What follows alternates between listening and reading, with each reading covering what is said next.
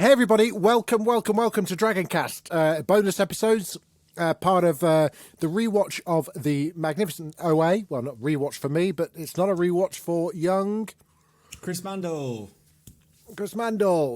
We did episodes 1 and 2 last week. Here let's say we just get right into the. If we've been snogging for part 1, heavy petting for episodes 1 and 2. I'd say genitalia are now fully exposed for parts 3 and 4. This is full-on sex orgy. This is so right from the off when we started talking about the OA and chose it as a rewatch. I said to you, brace yourself. It felt like sometimes that it was never ever going to come true, but. Episode 4. We'll come back to that, but can you just tell me your initial thoughts about when you were there watching it, and all of a sudden you're just like, "Is that a fucking tank of water behind her?" And then you see a fucking octopus talking to her. What were your thoughts? Take it away. Okay, here we go. Episode 3, I was like, "This is a real." Low ebb after all the cool San Francisco stuff. Episode 4 better pick it up. Get to episode 4 and I'm like, of course there's a giant psychic octopus wrapping itself around her. Like, I've been to San Francisco. That place is kinky as fuck. I did not have this on my bingo card for what was going to happen in this episode. I have so many questions. Why don't I kind of walk you through. Let me just recap it from my memory. Yeah, of course. Yeah, take it away. So episode 3, just very, very quickly, takes place in the original dimension, and the kids try and find the mirror that Buck saw Rachel in. That's right, yeah. And by the very, very end, they meet a psychic, who they meet because French, or Frenchie, whatever he's called, hooked up with a dude who's like, my mum's friend is a psychic. Absolutely fucking ridiculous chain of events. Yeah. Firstly, because after most hookups, you don't go, do you know any psychics? I mean, that's not what he said, but anyway. So she says that the only one that can travel is BB-8. She's the only one that's capable. Anyway, then we get to episode 4 and I'm thinking, fucking hell, where's this going? So, oh my God, what's the fella called? Kingsley Benadir. What's it called? Oh God. Kareem. Yeah. So he breaks Prairie out of the institution. I loved the bit where she was like, "I can't remember if I know how to drive." If what? Sorry. OA was like, he gave her the keys. I can't remember if I know how to drive. Yeah. I don't know. Do I know how to drive? Anyway. So they investigate her flat, that beautiful flat, and she's got all these tapes, one of which is the name of this club on it. And they go, and like everyone's like, "Oh, Nina, good to see you. Like, it's good to see you again." She gets strapped into this chair in front of a crowd, and this giant psychic octopus who talks to her telepathically by attaching it to her arms. And we saw the suction cups on her arms earlier in the episode. They're like cupping, almost like Gwyneth Paltrow kind of cupping. Yeah, like a very, very. And the octopus says, "I'm going to kill you in your bed for 37 seconds, and you'll see what you need. I see what you need." And this show is just a front for me to get through to you, to get you what you need, right? Like, the show is kind of a front. Kareem cuts one of the tentacles off, kills Old Knight, I think the octopus is called. And some weird name, yes. Yeah. They escape. Well, apparently, I looked this up this morning. That is the nickname, the other name, or whatever, is another name for the angel of death in the Bible or something. That's Lord Asriel from his Dark Materials as well. Yeah. So my understanding is, and my brain is scrambled like a fucking egg at the moment, the octopus is kind of the counterpart to the god that they always see when they die. This is the sort of... Yeah, there's some connection, isn't there, to the floating... So, here are some thoughts observations because I'm really confused. I'm not going to be able to help you. But yeah. What the fuck is there's a psychic octopus? Is it just happens to be psychic? The people in the club don't know the octopus is psychic, right? Yeah, that's a great question, and I wish I could. No. This is where, not that I can remember. This is where I remember watching this, and all of a sudden, just like going, "Have I?" You know, when you kind of like pause it and you go, "Have I missed? Did I miss last week's?" Yeah. Because there must have been a Link episode where it warned us that shit was going to get a bit odd. But yeah, you went back and you had this quite, like you say, episode 3 was relatively dull, kind of set a few things up. You know, the BB-8 role is quite important. So, you know, it leans towards that and shows that Rachel wasn't dead, or certainly isn't dead in all of the multiverses. But we learn that Prairie is dead, and that her funeral was taking place, and blah blah blah blah blah. But in terms of how much did those people in that room know what the octopus was doing, and very little is ever explained, if anything. I think it's one of those ones where I just watched it and I was just like, okay, fucking hell, I'm really stupid. I was, and maybe I missed some references. If anyone's listening that's joining us on this, let us know what your thoughts were. I kind of, it didn't strike me as it being like a kinky thing. No. So then I was just like, well, what did they think was happening? If they didn't think that there was some kind of like puppetry, because I was almost, because could the audience hear his voice, or was that just inside? No, that was just her. But she spoke. He was like, repeat, like, tell them what I'm telling you. Yeah. So I think, yeah, they have to believe, the audience have to believe that that there is a telepathic connection between octopi and female. And I had this theory because, you know, like, so Nina, as in the woman who is the, like, she's not Prairie and she's like Nina in this dimension, right? Because the bus never crashed or whatever, and she's Russian. So she's like, they're stinking rich, and this club seemed to be like billionaires. Don't know, like, what do they do with their money, like, whatever. So I figured that, it's maybe not out of the question for them to just have a giant octopus in a big tank at this club. As a thing, yeah. And it's like almost like a circus thing. Like, you can strap to it, and it's like entertainment. But from what I understood with this episode, like, this one time, like, Prairie's done it a few times. Sorry, let me rephrase that.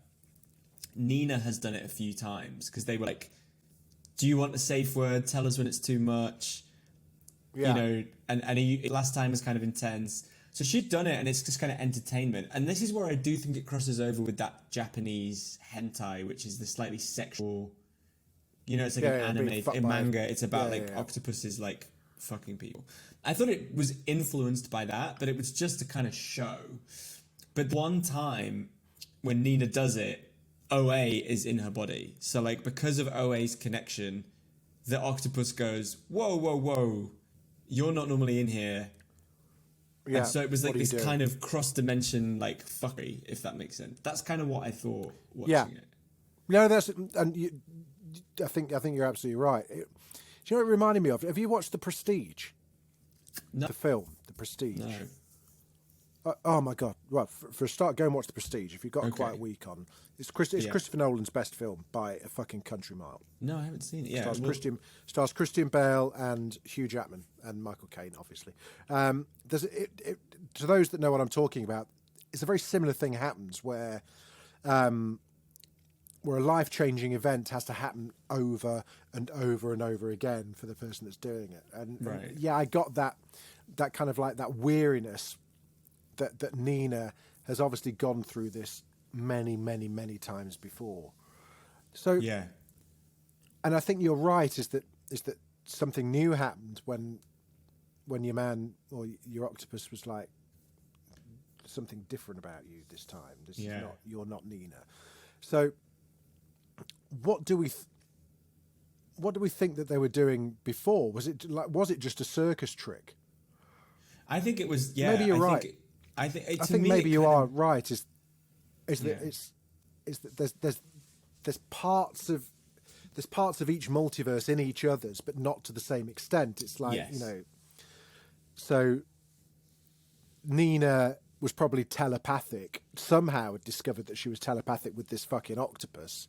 Yeah. And turned it into a spectacle. But yeah, I mean, you have to ask yourself why she bothered doing it. If she owned it or she was that rich, she almost acting like a slave to it. She didn't seem particularly keen on it. And no, no one's when the people were talking to her, they were kind of like saying, "Just one more time, you'll be fine, that kind of thing." Where it's a bit like she doesn't sound like she's in charge here. No, I thought that, which I thought was what's so interesting, is that she's sort of treated like a commodity. But am I right in thinking that like he gave her an NDE for the first time, because in this dimension she's not been getting drowned by. She's not been what? She's not been. So in this dimension, Nina's not kidnapped, so she's not been getting drowned to have an NDE. So in this one, the octopus strangled her for 37 seconds. So Nina's now had an NDE. Nina's now had one. And I thought it was interesting because Homer has a similar thing where in this universe, his football career was derailed, so he went into psychology. But he will have an NDE before this season is out. At some point, At some point. No, you're right. That's a good point. That's a good point. Yeah, in terms of what the point of it is, for me, it had the element of like, I feel like if I went to like a casino in Dubai, there's probably a giant octopus in a fucking tank. And it's kind of like all these rich people, like the tech bros and the finance bros, like there's just so much money that there's this like underground, like sleazy, like how can we blow money kind of. Yeah. And I also just it's very James Bondy, wasn't it? Yeah. Yeah, and also I thought very Twin Peaks. Something just so surreal I've never about watched all Twin of Peaks. it. Never seen Twin Peaks. But that was always a bit more surreal for the sake of surreal, whereas this feels, the octopus is some kind of greater spirit that, again, like probably just doesn't exist in the universe where Prairie is, or Prairie would never have come into contact with that spirit in that way. But because of where Nina is in San Francisco and everything, the universe kind of converges to make things happen. So that's kind of where I got with it. Yeah, no, it's all good. There was some. Is the octopus Hap? Are they all? In these kind of multiverse. Have you ever watched? I think have we spoken about Cloud Atlas before? We haven't, but I really, really like that. I mean, it's a mess, that film, but it's kind of. It's a mess. I love the book is fucking great. I haven't read the book. Oh, the book's so good, but the film, I really loved the messages. It was a crazy, crazy film. The one where Hugh Grant plays that cannibal. But I'm wondering if a similar thing applies, because actually stylistically they're not too far away from each other. Yeah. In as much as like in every multiverse, in every kind of instance of the story, all of the characters exist. It's just that they may not always be the same characters in every single instance. Yeah. So is the character of Hap now the octopus, now Old Night, now Azrael, because he has the power to give Nina/OA/Prairie an NDE. Do you know what I mean? Oh, I see. He's almost he is the angel of death, because he can choose if you live or die. But he also has to ask for consent. But he also asks for consent as well before he does it. And she has to want to do it though, right? So that's maybe where they diverge. Like they didn't have a choice with Hap, but maybe because they didn't have a choice with Hap, they experienced them quickly because they were forced to. Whereas what Old Night is saying is like, will you let me? And some nights maybe Nina says no, or maybe Nina doesn't understand. Whereas on this point, it was like staring death in the face, literally. So the conversation that Azrael Old Night has to the crowd, actually, there's no big revelation. He says, I am Azrael, but Nina calls me Old Knight. His brothers and sisters in the sea think communicating with our kind is a waste of time, but he holds hope for our species. Okay, so the inference there is that all octopuses can do this, but don't bother because they think we're all fucking idiots. Which is probably true. It does. We're beneath them, I think. And then Old Knight says, Nina has been my medium to connect to you. But tonight we cannot have the performance as usual. Tonight I have the rare opportunity to converse with the OA. So that's quite interesting. So cannot have the performance as usual. Yeah. So always use Nina. Cannot have the performance as usual. So maybe the club is there because it's just like, holy shit, there's a fucking telepathic octopus that's telling us that all octopuses are telepathic, but they just think we're all fucking useless. A bit like the aliens at the end of The Abyss. Yeah. Where they're just like, you know, we've been watching you and you're fucking destroying the planet. Can't be bothered with you. Good luck to you. Octopuses are like supremely intelligent, and it's like a lot of people think it is like a crime that we just chop them up and fry them when they're so clever. But then interestingly, you know, he says, tonight I have the rare opportunity to converse with the OA. So this means that it's not a revelation, it's not a surprise to him that the OA's there. It's an exciting thing. It's like, guys, this is going to be a special bonus episode of the thing. Knows that the OA. So we've got confirmation there that the OA is a known entity around the multiverse. That Prairie wasn't making it up. That she is the OA. The OA is the original angel. It's not just a fucking cool nickname she gave herself. And the OA is known about across the dimensions. OA doesn't want to blow her cover in public, but the Old Knight insists she repeats his word. After a moment she does. Then he pressures her to tell them who you really are. Then says, I have something to show you, something that will help you solve your mystery and rescue the others, but I can only be honest with you if you're honest with them. Tell them you are an angel. So OA tells the crowd that she's an interdimensional traveller. Old Knight asks if that feels better. Up in the booth, that's where Kareem sees this. Is this what Old Knight promised to show OA? Old Knight then says, lying ages you, and time is already not on your side in every dimension. He tells her to continue translating, so it appears to be a performance. Right. And then it goes on saying, in the future, you don't know who you are. You forget your true nature. I want to send you there. This is really important, Chris. Okay. This is capital important with an I, capital I. In the future, you don't know who you are. You forget your true nature. I want to send you there to the moment you can show yourself your true face, your pure being, and reawaken to your mission. To do this, I must kill you for 37 seconds. So, Old Knight knows what the OA is there for. Knows what as he says, to reawaken you to your mission. It's kind of which is what he's saying this to OA or Nina. I think he's saying that to Is he saying? Is he wanting to do to Nina what Prairie had done to her, which is open your eyes to the possibility? Because at the moment, like OA is in inhabiting Nina, but like there seems to be a disconnect between the two things, and the killing for 37 seconds, that sounds exactly like the NDE. So my takeaway was that OA has to do that in every dimension in order to travel. That's the reason, the sense of being stuck in this one is that she hasn't had an NDE yet.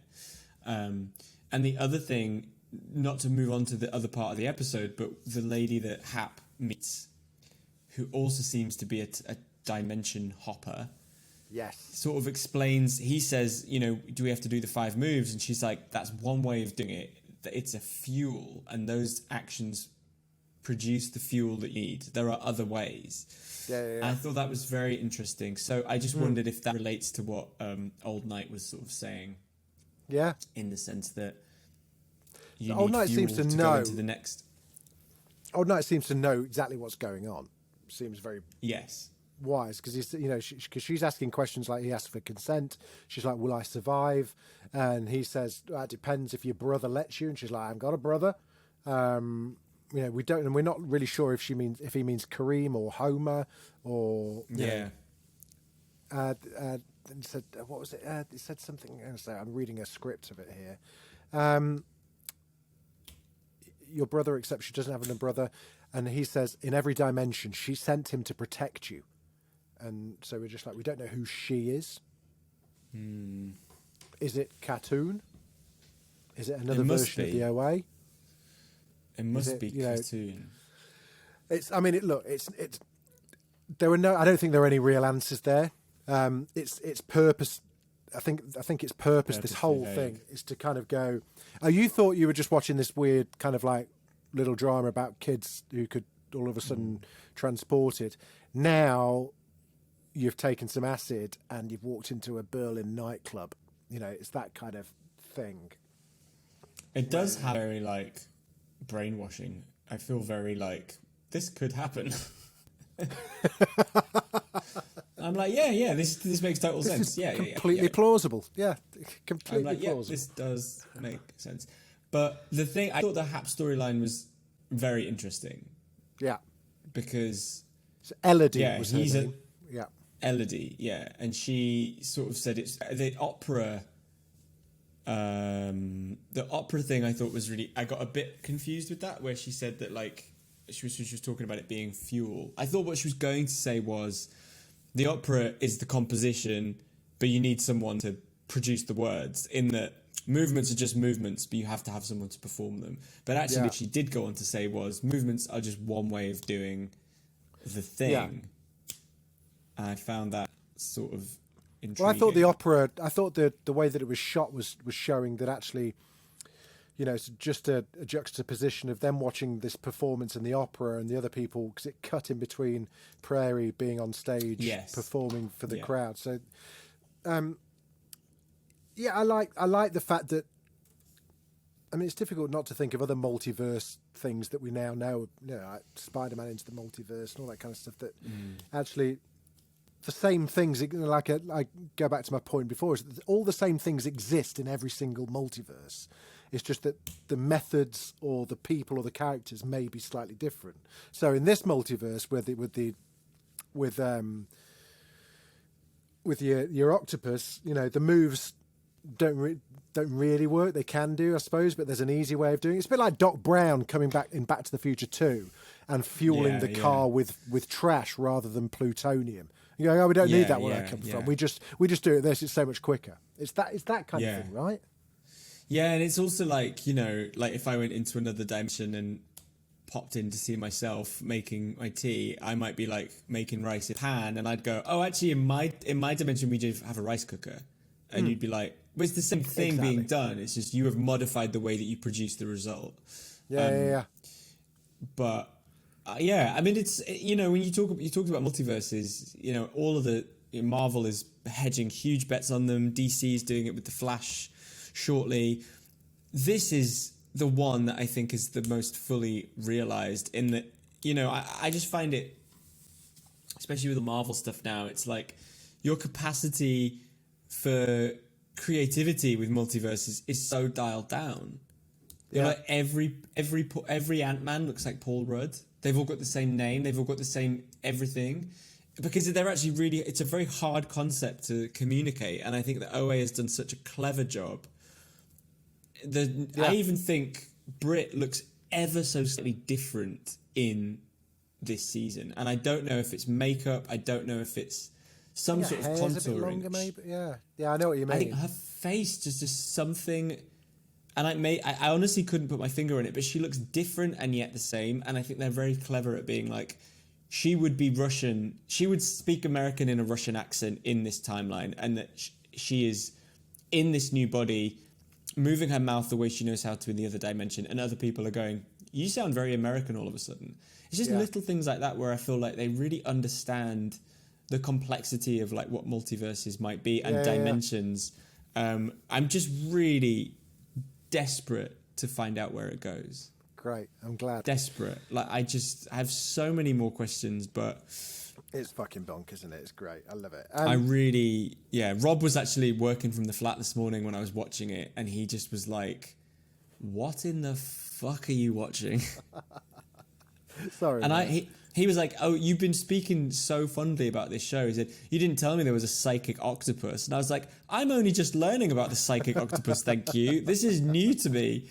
But I think he's like, what on earth do you do for a living? Like, exactly. It's a living. It is. There's a really good website called metawitches.com, Okay.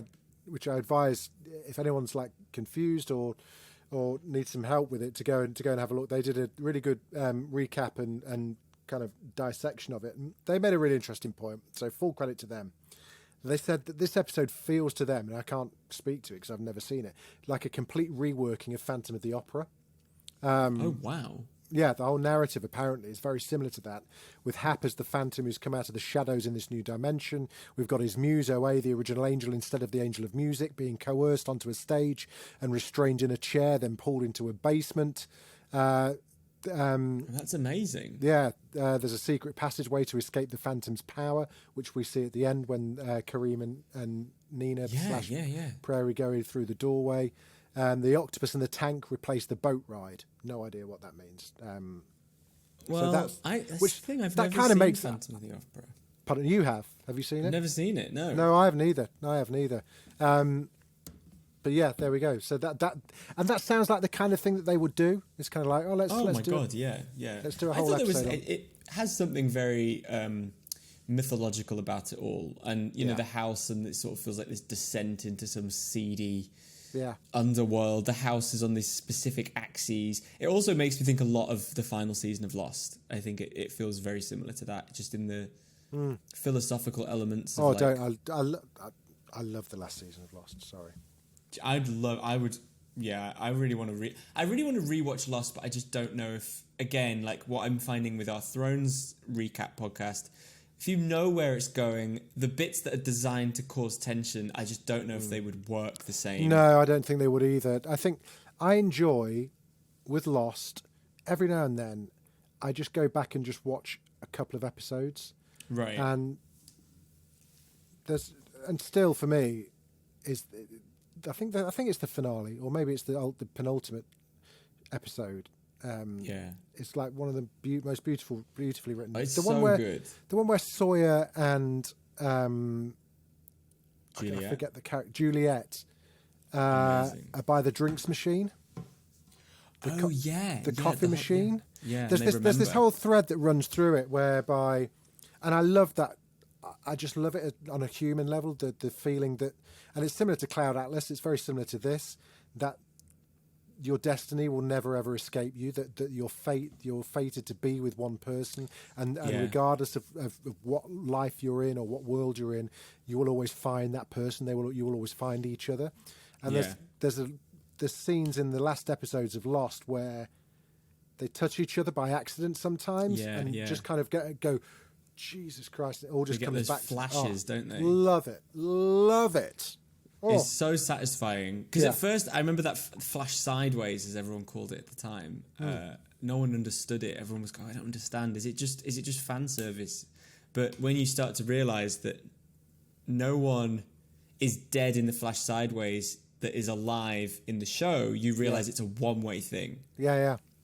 And that's when I remember thinking this about halfway in when I was watching that final season, and I was like, "Wait, it's not a two-way. It's not a sideways. It's one is on top of the other, and one is after the other. You know, it's fuck. I actually might do a season 6 rewatch. I think it's not a bad idea. Not a bad idea. I mean, considering they had no idea what the fuck they were doing with it after season 3, they really pulled it around. I think personally, and also when you read, oral histories and stuff, they didn't know what they were doing at the start.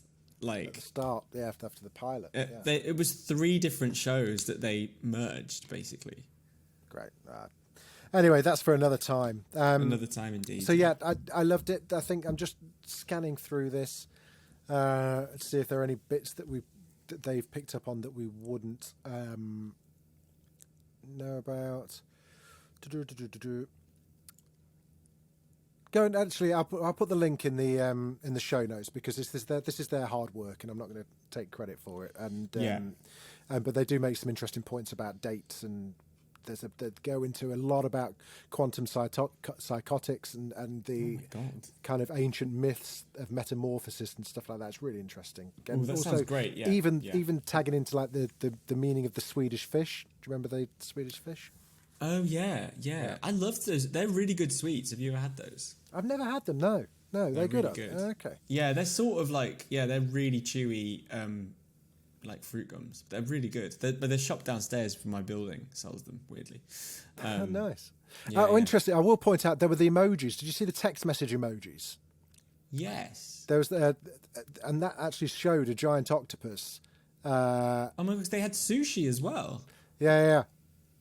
That actually had an octopus with a glass of red wine, and there were multiple arms, maybe symbolising multiple realities.